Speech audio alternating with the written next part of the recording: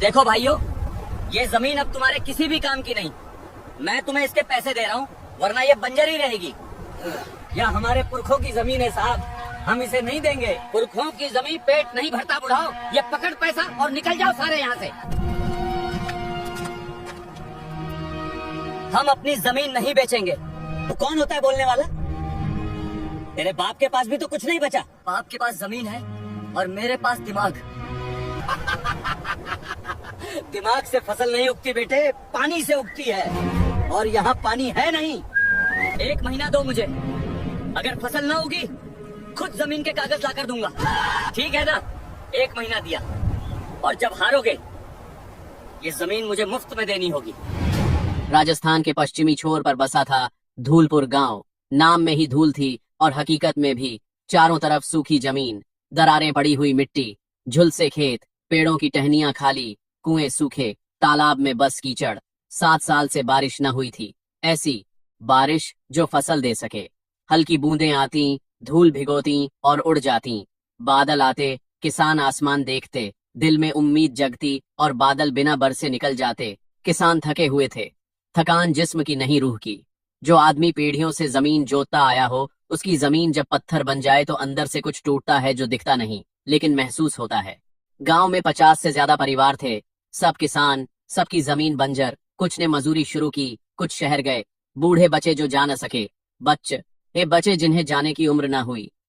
और बची वो जमीन जो पुरखों ने खून पसीने से बनाई थी। फिर एक दिन धर्मेश पटेल आया, काली गाड़ी, सफेद कमीज, सोने की चेन, शहर का बड़ा ठेकेदार। उसने धूलपुर की जमीन देखी, हजारों एकड़ बंजर।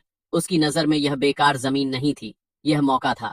शहर फैल रहा था, फैक्ट्रियां चाहिए थीं, गोदाम चाहिए थे, और यह जमीन सस्ते में मिल सकती थी।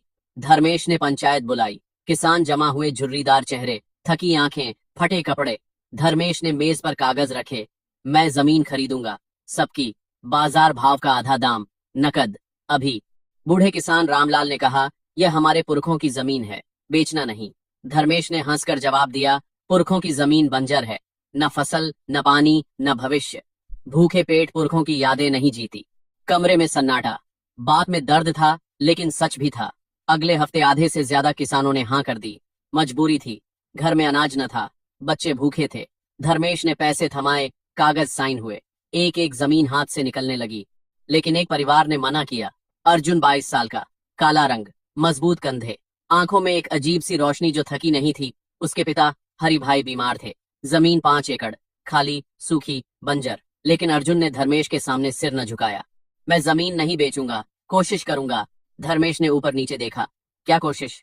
7 साल से बारिश नहीं। तू क्या जादूगर है? जादू नहीं, तकनीक। ठहाका गूंजा। धर्मेश के साथ आए लोग हंसे। अरे तू किताबों में पढ़ा लड़का है, खेती तेरे बस की नहीं। धर्मेश के साथ आए लोग हंसे।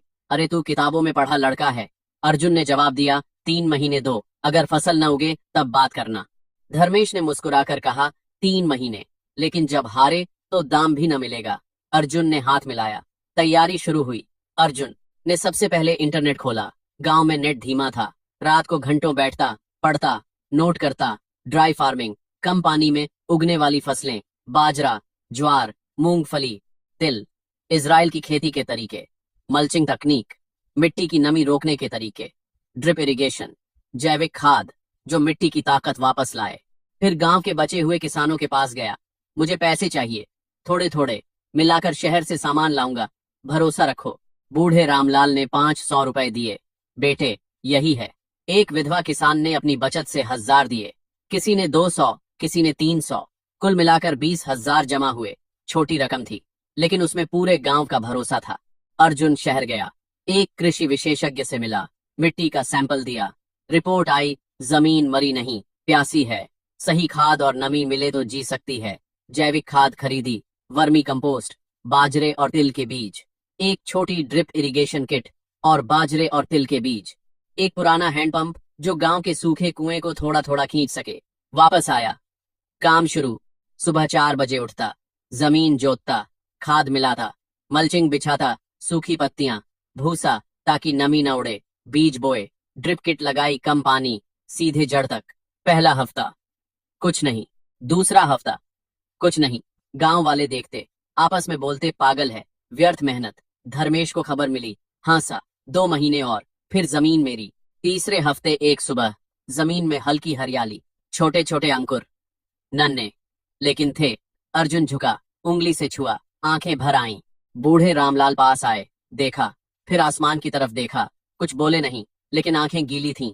जमीन मरी नहीं थी, बस किसी ने भरोसा रखा था। उस सुबह की हरियाली ने धूलपुर में कुछ जगाया। छोटे छोटे अंकुर मुश्किल से 2 इंच ऊंचे, लेकिन उनका असर पूरे गांव पर पड़ा। बूढ़े रामलाल ने घर जाकर बेटे को बताया, बेटे ने पड़ोसी को, पड़ोसी ने अगले घर को। शाम तक सारा गांव अर्जुन के खेत के पास था। लोग झुककर देखते, उंगली से मिट्टी छूते, कोई मुस्कुराता, कोई चुप रहता, लेकिन आंखों में वो चमक थी जो 7 सालों से नहीं दिखी थी।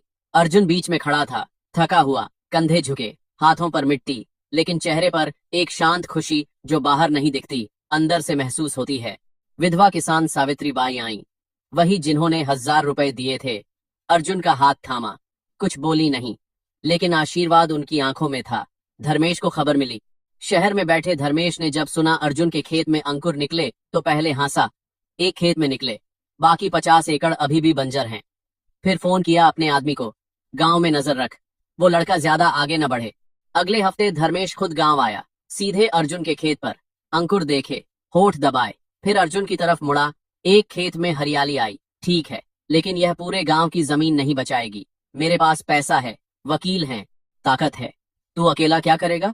अर्जुन ने सीधी नजर से देखा, अभी तो अपना खेत देख रहा हूँ, बाकी बाद में। धर्मेश ने जाते जाते एक बात कही, 3 महीने की डेडलाइन याद है, 2 महीने और बाकी हैं। अर्जुन का अगला कदम, एक खेत काफी नहीं था। अर्जुन जानता था, गांव के 50 परिवारों की जमीन बचानी थी, और वो सब जमीनें अलग अलग थीं, कुछ ज्यादा सूखी, कुछ में नमक ज्यादा, कुछ में पथरीली मिट्टी। उसने एक एक खेत जाकर मिट्टी देखी, हाथ में लेकर सूंघा, रगड़ा, फिर रात को पढ़ा। हर खेत के लिए अलग तरीका सोचा, लेकिन सबसे बड़ी समस्या पानी। ड्रिप इरिगेशन एक खेत के लिए थी, 50 के लिए नहीं। अर्जुन ने गांव के पुराने कुओं का जायजा लिया। 5 कुएं थे, सब सूखे लेकिन पूरी तरह नहीं। गहरे खोदे जाएं तो पानी निकल सकता था। उसने शहर जाकर एक एनजीओ से संपर्क किया, हमें कुआं गहरा करवाना है। एनजीओ ने मदद की, 2 कुएं गहरे हुए, पानी निकला कम, लेकिन था। फिर अर्जुन ने गांव में एक बैठक बुलाई, सुनो, मेरे खेत में फसल उगी, अब तुम्हारे खेतों में भी उगेगी, लेकिन मुझे तुम्हारी मेहनत चाहिए, पैसा नहीं, सिर्फ काम। बूढ़े, जवान, औरतें सब बैठे, कुछ ने हाँ की, कुछ झिझके। एक ने कहा, हम जमीन बेच चुके, हमारा क्या? अर्जुन ने जवाब दिया, तुमने जमीन बेची, मेहनत नहीं बेची। जब तक यहाँ हो, काम करो। धीरे धीरे लोग जुड़ते गए, एक एक खेत बदलने लगा। अर्जुन ने बाजरे के साथ ग्वार बोया, जो मिट्टी में नाइट्रोजन भरता है, तिल बोया, जिसे कम पानी चाहिए। सावित्री बाई के खेत में करेला और लौकी, जो बेल पर उगते हैं, जमीन की नमी कम खींचते। पथरीली जमीन में मूंगफली, जो पत्थरों के बीच भी जड़ पकड़ती है। हर सुबह काम, हर शाम जांच, रात को पढ़ाई। चौथे हफ्ते 3 और खेतों में अंकुर, 5वें हफ्ते 7 खेत, छठे हफ्ते 15। धर्मेश का दबाव बढ़ा। धर्मेश ने देखा काम आगे बढ़ रहा है। उसने पंचायत पर दबाव डाला, जिन लोगों ने जमीन बेची उनसे कहो अर्जुन के काम में मदद न करें। कुछ डरे, काम छोड़ा, लेकिन बूढ़े रामलाल और सावित्री बाई रुके नहीं। फिर धर्मेश ने पानी का रास्ता रोकने की कोशिश की। उसके आदमियों ने एक कुएं के पास काम में रुकावट डाली। अर्जुन ने शिकायत की, अधिकारी आए, मामला शांत हुआ, लेकिन वक्त बर्बाद हुआ। डेडलाइन पास आ रही थी, 2 महीने बीत चुके थे, 1 महीना बाकी। 20 खेतों में फसल, 30 अभी बाकी। अर्जुन रात को बाप के पास बैठा, हरिभाई बिस्तर पर, कमजोर। बेटे का माथा देखा, थक गया। नहीं बाबा, डर लगता है? अर्जुन रुका थोड़ा। हरिभाई ने हाथ थामा, सर जमीन पर तेरे दादा ने पहली बार हल चलाया था, बारिश उस साल भी कम थी, लेकिन उन्होंने छोड़ा नहीं। अर्जुन ने आंखें बंद की, फिर खोली। अगली सुबह 4 बजे खेत में था। आखिरी हफ्ते का ट्विस्ट।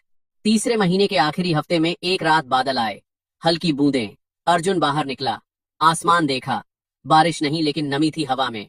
उसने तुरंत फैसला लिया, रात को ही मल्चिंग दोबारा बिछाई, नमी रोकने के लिए। हर खेत में उस नमी ने काम किया। बचे हुए 10 खेतों में भी अंकुर फूटे। आखिरी दिन से पहले 30 में से 28 खेतों में फसल। गांव में उत्सव था और धर्मेश की गाड़ी गांव के रास्ते पर थी। डेडलाइन का दिन आया। सुबह से धूलपुर में एक अजीब सा तनाव था। हवा भारी, आसमान साफ, लेकिन गांव के हर घर में बेचैनी। जिन किसानों ने जमीन बेच दी थी वो भी बाहर निकल आए। जो बचे थे वो अपने खेतों के पास खड़े थे। बच्चे चुप थे, बूढ़े प्रार्थना कर रहे थे और अर्जुन खेत के बीच खड़ा था।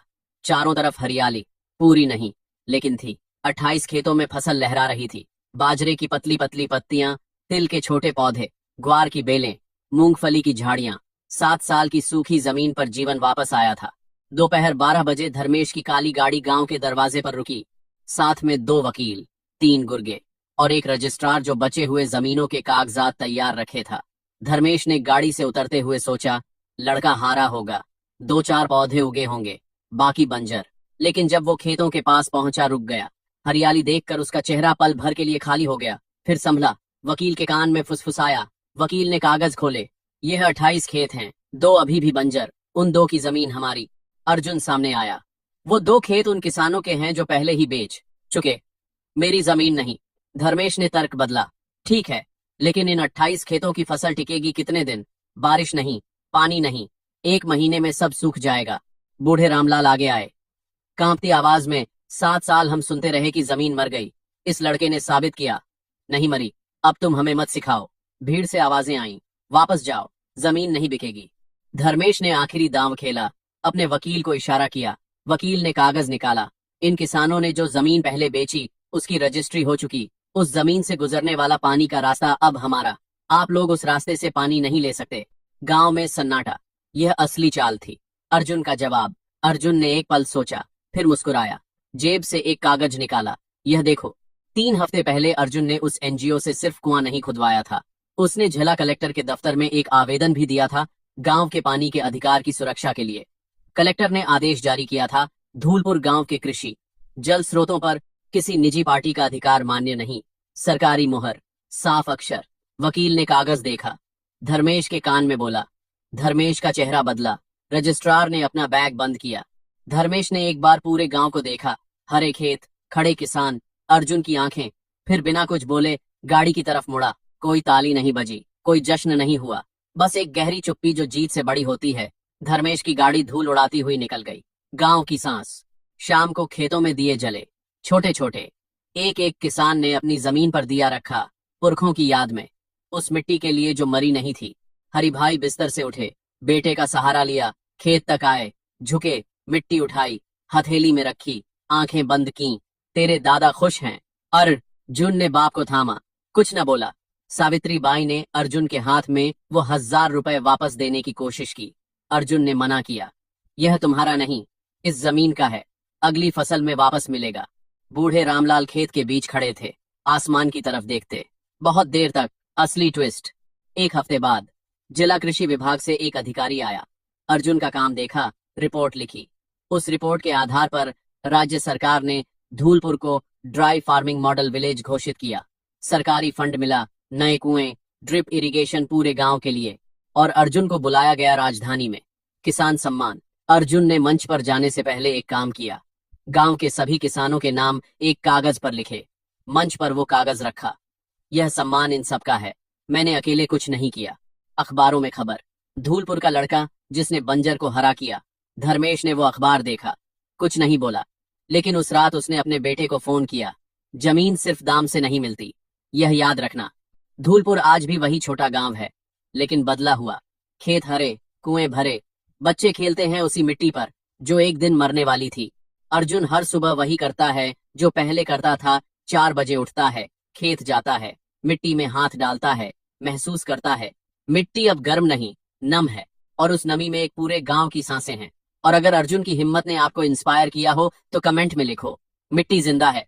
यह एक छोटा सा कमेंट उन लाखों किसानों तक यह कहानी पहुंचाएगा जो आज भी अपनी जमीन बचाने की लड़ाई लड़ रहे हैं। आपका एक कमेंट, एक लाइक, एक शेयर किसी के लिए उम्मीद बन सकता है। लाइक करें, चैनल को सब्सक्राइब करें और घंटी दबाएं ताकि अगली कहानी सबसे पहले आप तक पहुंचे। मिलते हैं अगली कहानी। प्रदेश के प्रयागराज की बात है। प्रयागराज, जहां गंगा की हवा में भक्ति घुली रहती है, वहीं एक आलीशान बंगला था, ऊंची ऊंची दीवारों वाला। बाहर से देखने पर लगता, वाह क्या परिवार होगा, कितनी खुशहाली। पर क्या हर चमकती चीज सच में सोना होती है? उसी घर में रहती थी 65 वर्ष की गीता देवी। चश्मे के पीछे धुंधली आंखें, हाथ में पुरानी लकड़ी की छड़ी, और चेहरे पर ऐसी खामोशी जो बहुत कुछ कहती थी। उनके पति स्वर्गीय आर्यन राठौड़ सरकारी नौकरी में थे। दोनों ने मिलकर पाई पाई जोड़ी थी। गीता देवी ने सिलाई की, कढ़ाई की, अपने गहने तक बेच दिए, बस इस सपने के लिए कि बुढ़ापे में यही घर सहारा बनेगा। उनके 2 बेटे थे, विशाल और ममन। विशाल बैंक में क्लर्क था, ममन प्राइवेट कंपनी में काम करता था। दोनों की शादियां हो चुकी थीं। विशाल की पत्नी सीमा और ममन की पत्नी दिव्या एक ही छत के नीचे रहती थीं, मगर दिलों के बीच दीवारें खड़ी थीं। शुरुआत में सब ठीक था। माँ, ये लीजिए चाय। माँ, आज आपकी पसंद की सब्जी बनाई है। गीता देवी सोचती, भगवान, तूने मेरी झोली भर दी। लेकिन धीरे धीरे शब्द बदल गए। माँ, खुद ले लिया करो। माँ, इतनी बार रसोई में मत आया करो। फिर एक दिन रसोई में ताला लगने लगा। एक सुबह की बात है, रसोई से पराठों की खुशबू आ रही थी। डाइनिंग टेबल पर हंसी ठिठोली हो रही थी। बच्चे पिंजा और बर्गर की बातें कर रहे थे और उसी घर के एक छोटे से कमरे में गीता देवी खाली पेट बैठी थी। रात को उन्हें ठीक से खाना नहीं मिला था। हिम्मत जुटाकर वो लाठी के सहारे रसोई तक पहुंची। बहू, 2 रोटी दे दे, बहुत भूख लगी है। सीमा ने तीखे स्वर में कहा। रोटी क्या पेड़ पर उगती है? राशन मुफ्त में आता है क्या? कुछ देर बाद 2 सूखी ठंडी रोटियां और बिना दूध की काली चाय उनके हाथ में थमा दी गई। गीता देवी ने कुछ नहीं कहा। उन्हें कई सालों से मधुमेह था। डॉक्टर ने समय पर दवा लेने को कहा था। एक शाम उन्होंने विशाल से कहा, बेटा, दवा खत्म हो गई है, आंखों के आगे धुंधला दिखता है। विशाल ने मोबाइल से नजर उठाए बिना जवाब दिया। माँ, इस महीने बहुत खर्च है, बच्चों की फीस, लोन की ईएमआई, थोड़ा घरेलू नुस्खा अपना लो। गीता देवी चुपचाप अपने कमरे में लौट गईं। शायद उन्होंने पहली बार महसूस किया, अब वो इस घर की जरूरत नहीं, बोझ है। दिसंबर की कड़ाके की ठंड, सुबह के 5 बजे पूरा घर रजाई में दुबका था। गीता देवी आंगन में ठंडे पानी से बर्तन मांज रही थी। उंगलियां सुन्न हो गई थी, घुटनों में दर्द था। बालकनी से दिव्या की आवाज आई, माँ जी, अच्छे से धोना, कल चिकनाई रह गई थी, और हाँ, बाद में कपड़े भी धो देना, मशीन खराब है। कहकर वह अंदर चली गई। एक दिन दोनों बहुओं में खर्चे को लेकर झगड़ा हुआ। बात इतनी बढ़ी कि दोनों बेटों ने फैसला किया, माँ 15 दिन नीचे रहेंगी, 15 दिन ऊपर, जिसका समय उसका खर्च। गीता देवी ने कांपती आवाज में पूछा, मैं क्या कोई सामान हूं जो बांट रहे हो? लेकिन जवाब में सिर्फ खामोशी थी। अब हर 15 दिन में उनका बिस्तर सीढ़ियों से ऊपर नीचे फेंका जाता। 31वें दिन बहस होती, एक दिन ज्यादा कौन रखेगा। गीता देवी कई बार पूरा दिन सीढ़ियों पर बैठकर गुजार देती थीं। नीचे वाले कहते, ऊपर जाओ, आज तुम्हारी बारी नहीं है। ऊपर वाले कहते, नीचे रहो, अभी 15 दिन पूरे नहीं हुए। एक रात तेज बुखार था, शरीर तप रहा था, आंखों के सामने अंधेरा छा रहा था। फिर भी आवाज आई, माँ जी, फर्श साफ कर दीजिए, मेहमान आने वाले हैं। वो लड़खड़ाते हुए पोछा लगाने लगी। अचानक संतुलन बिगड़ा और गिर पड़ी, सिर फट गया, खून बहने लगा। दिव्या बाहर आई, एक पल को रुकी, फिर बोली, ओह, कालीन खराब हो जाएगा। उन्होंने गीता देवी को घसीटकर बरामदे में डाल दिया। ठंडी हवा चल रही थी।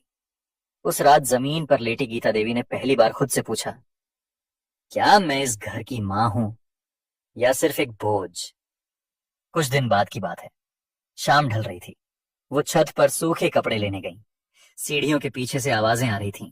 विशाल और ममन सिगरेट पी रहे थे। विशाल बोला, अब और नहीं सहा जाता, घर बेच देते हैं, 2 करोड़ मिलेंगे आराम से। ममन हंसा, और मां को वृद्धाश्रम छोड़ देंगे, वहां फ्री में रख लेंगे, हमारा खर्चा भी बचेगा। कपड़े गीता देवी के हाथ से छूट गए। सांस जैसे रुक गई। जिन बेटों के लिए उन्होंने अपनी जवानी कुर्बान कर दी, आज वहीं उनका सौदा कर रहे थे।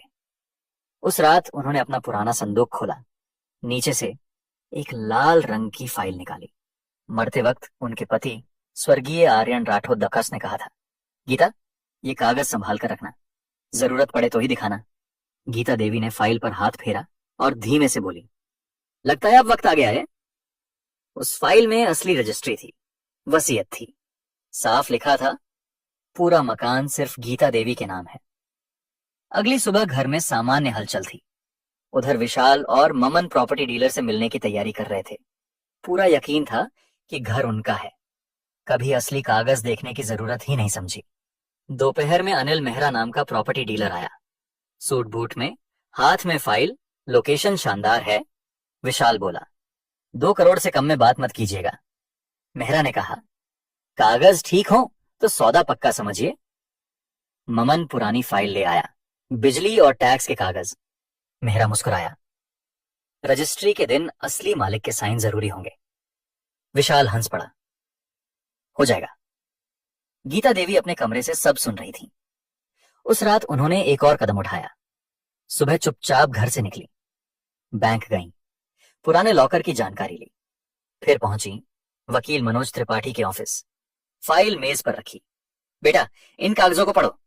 मनोज ने ध्यान से देखा, फिर गंभीर होकर बोला, माता जी, यह मकान पूरी तरह आपके नाम है। आपकी अनुमति के बिना कोई इसे बेच नहीं सकता। गीता देवी शांत स्वर में बोली, अगर मैं खुद बेचना चाहूं तो? पूरी अधिकार से बेच सकती है। वो कुछ पल चुप रही, फिर बोली, मुझे एक ट्रस्ट से मिलना है। क्यों? मनोज ने पूछा।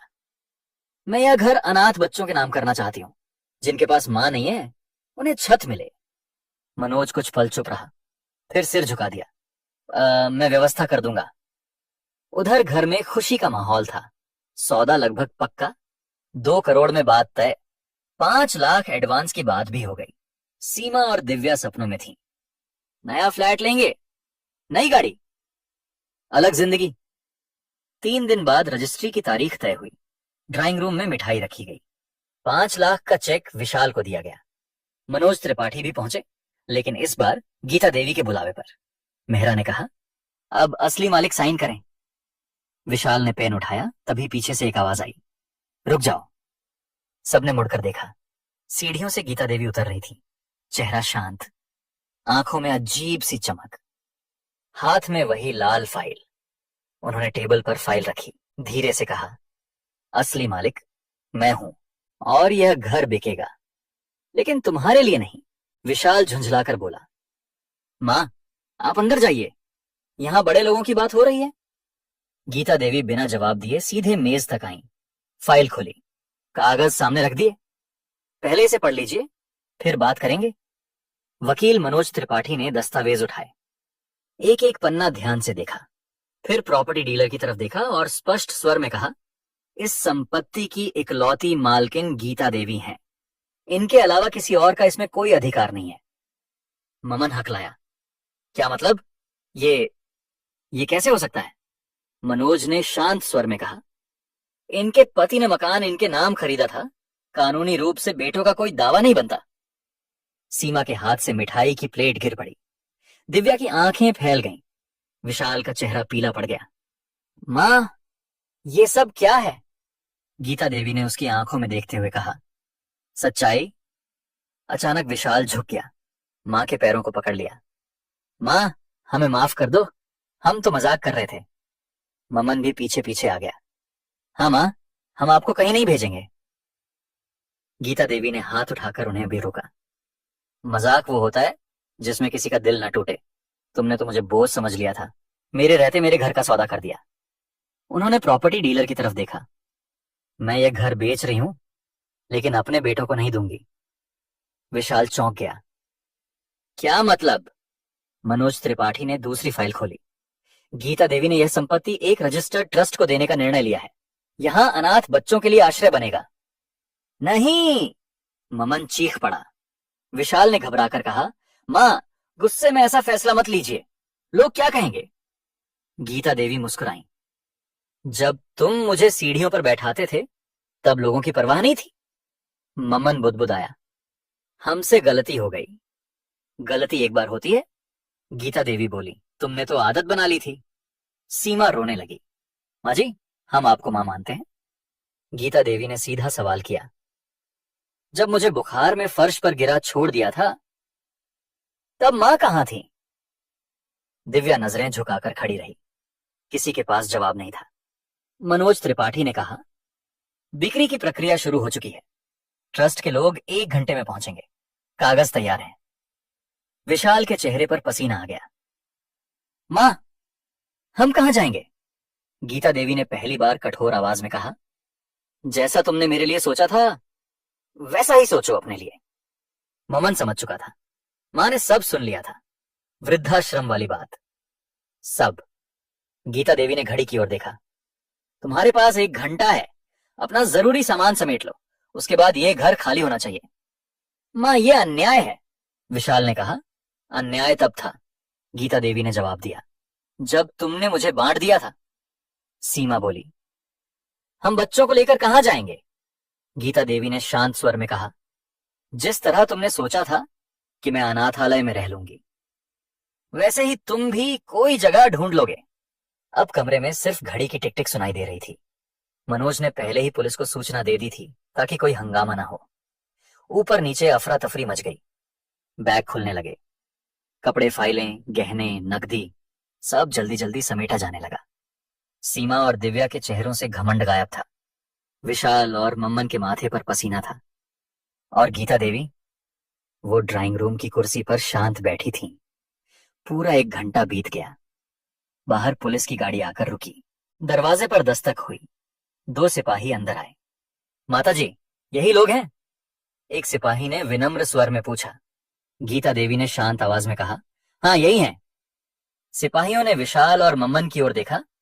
कृपया बाहर चलिए। विशाल बोला, हम खुद जा रहे हैं। सामान बाहर रखा जाने लगा। गेट के बाहर पड़ोसी जमा हो गए। फुसफुसाहट शुरू हो गई। क्या हुआ, घर बिक गया क्या? ममन ने आखिरी बार मुड़कर मां की ओर देखा। एक बार फिर सोच लीजिए। गीता देवी ने दरवाजे की ओर इशारा किया। मैं बहुत सोच चुकी हूं। गेट बंद हो गया। कुछ पल के लिए घर में अजीब सी खामोशी छा गई। फिर गीता देवी ने गहरी सांस ली। वकील मनोज त्रिपाठी ने कहा, माताजी, ट्रस्ट के सदस्य रास्ते में हैं। करीब आधे घंटे बाद एक मिनी बस आकर रुकी। उस पर लिखा था, नवजीवन बाल सेवा ट्रस्ट।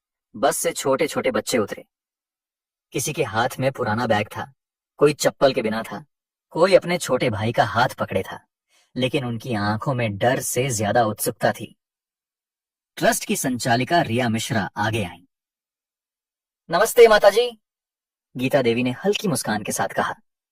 स्वागत है, यह घर अब आपका है। बच्चे आंगन में इधर उधर दौड़ने लगे। किसी ने पेड़ को छुआ, किसी ने सीढ़ियों पर बैठकर हंसते हुए कहा, अरे यहां तो बहुत जगह है। जो घर कुछ घंटे पहले तनाव से भारी था, अब बच्चों की खिलखिलाहट से गूंज रहा था। रिया मिश्रा ने कहा, आज से यह जगह इन बच्चों का घर होगी। गीता देवी ने धीरे से, और मैं इनकी दादी। उसी समय एक छोटी लड़की उनके पास आई। धीरे से बोली, दादी, हम सच में यहीं रहेंगे? गीता देवी ने उसके सिर पर हाथ रखा। हाँ बेटा, अब ये तुम्हारा घर है। लड़की मुस्कुराई। छत वहीं थी, आंगन वहीं था, पर माहौल बदल चुका था। पहले यहां ताने गूंजते थे, अब हंसी थी। उधर सड़क पर विशाल और ममन अपने परिवार के साथ नया ठिकाना ढूंढ रहे थे। जिंदगी ने पहली बार उन्हें आईना दिखाया था। रात को बच्चे अपने अपने बिस्तरों पर लेटे। कोई कहानी सुन रहा था, कोई पूछ रहा था, दादी कल स्कूल जाएंगे? घर में पहली बार सुकून था। गीता देवी ने आसमान की ओर देखा और फुसफुसाई, आज मेरा घर सच में बस गया। सुबह की पहली किरण के साथ घर में अलग ही रौनक थी। आंगन में बच्चे कतार में खड़े थे।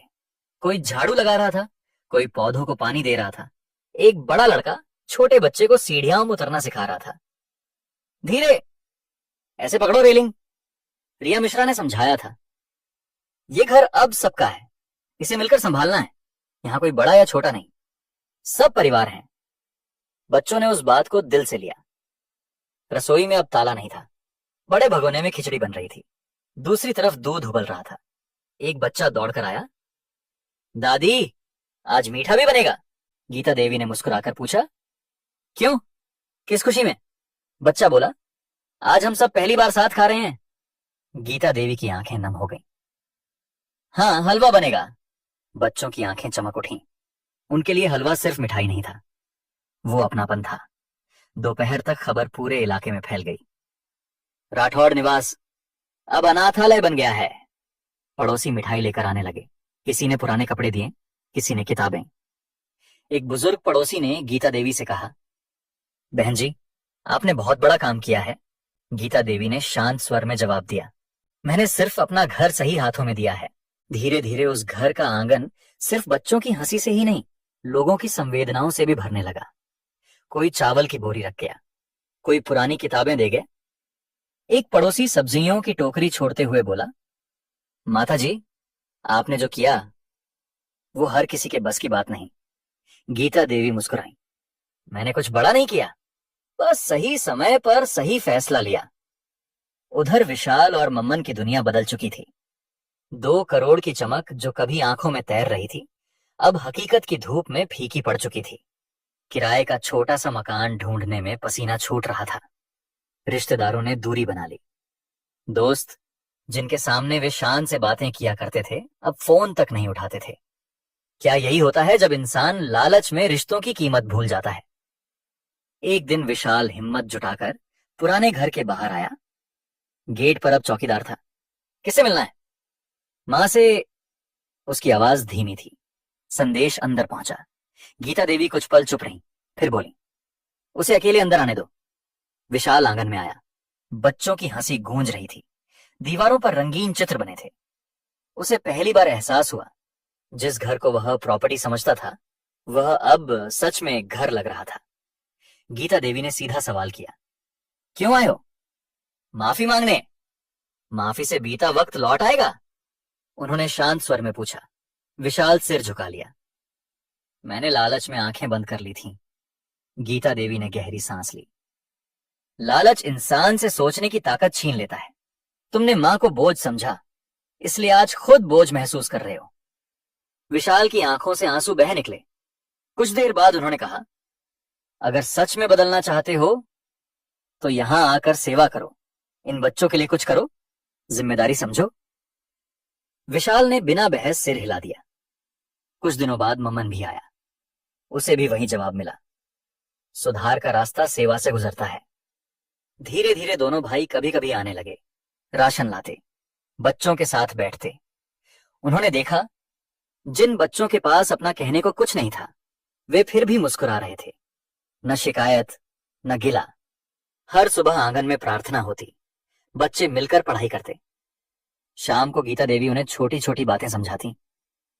सच बोलो, मेहनत से मत भागो, किसी का दिल मत दुखाओ। बच्चे ध्यान से सुनते, शायद इसीलिए क्योंकि उन्होंने दर्द को करीब से देखा था। एक शाम वही नन्ही लड़की उनकी गोद में बैठी थी। दादी, आपके बच्चे कहाँ हैं? गीता देवी कुछ पल चुप रहीं, फिर मुस्कुराई। मेरे बच्चे मेरे पास ही हैं। लड़की भोलेपन से बोली, तो हम आपको कभी अकेला नहीं छोड़ेंगे। समय बीता। राठौड़ निवास अब नवजीवन आश्रय के नाम से जाना जाने लगा। 50 से ज्यादा बच्चों को वहां शिक्षा, भोजन और सुरक्षा मिल रही थी। दीवारों पर रंग बिरंगे चित्र थे। आंगन में हर शाम खेल होता। मोहल्ले के लोग अब उस घर को इज्जत से देखते। एक दिन रिया मिश्रा ने कहा, माताजी, आपने अपने दर्द को शक्ति बना दिया। गीता देवी ने हल्की मुस्कान के साथ जवाब दिया, जब अपनों से सहारा ना मिले तो इंसानियत सबसे बड़ा सहारा बनती है। उनकी सेहत अब पहले जैसी नहीं थी। घुटनों में दर्द रहता, आंखें जल्दी थक जाती, लेकिन मन हल्का था। उन्हें पता था फैसला कठिन था पर सही था। शाम को वह बरामदे में बैठी थी। गेट बंद था, लेकिन अब वह दरवाजा किसी को बाहर रखने के लिए नहीं, भीतर की शांति की रक्षा के लिए था। बच्चे खेलते हुए पुकार रहे थे, माँ, माँ, देखो मैं जीत गया। गीता देवी ने आंखें बंद की। अब उन्हें किसी कागज, किसी संपत्ति, किसी रिश्ते का डर नहीं था। उन्होंने जो खोया था उससे कहीं ज्यादा पा लिया था। और सच यही था, जिस घर में सम्मान और अपनापन हो वही घर होता है। दोस्तों, इस कहानी की यही सीख है, माँ बाप बोझ नहीं, हमारी नींव होते हैं। जिस घर में बुजुर्गों का सम्मान नहीं होता वहां सुख टिकता नहीं। पैसा कुछ समय की खुशी दे सकता है, लेकिन जिन्होंने हमें चलना सिखाया, उन्हें ठुकराने वाला इंसान कभी सुकून नहीं पाता। याद रखिए, आज जो हम अपने बड़ों के साथ करते हैं वही कल हमारे पास लौट कर आता है।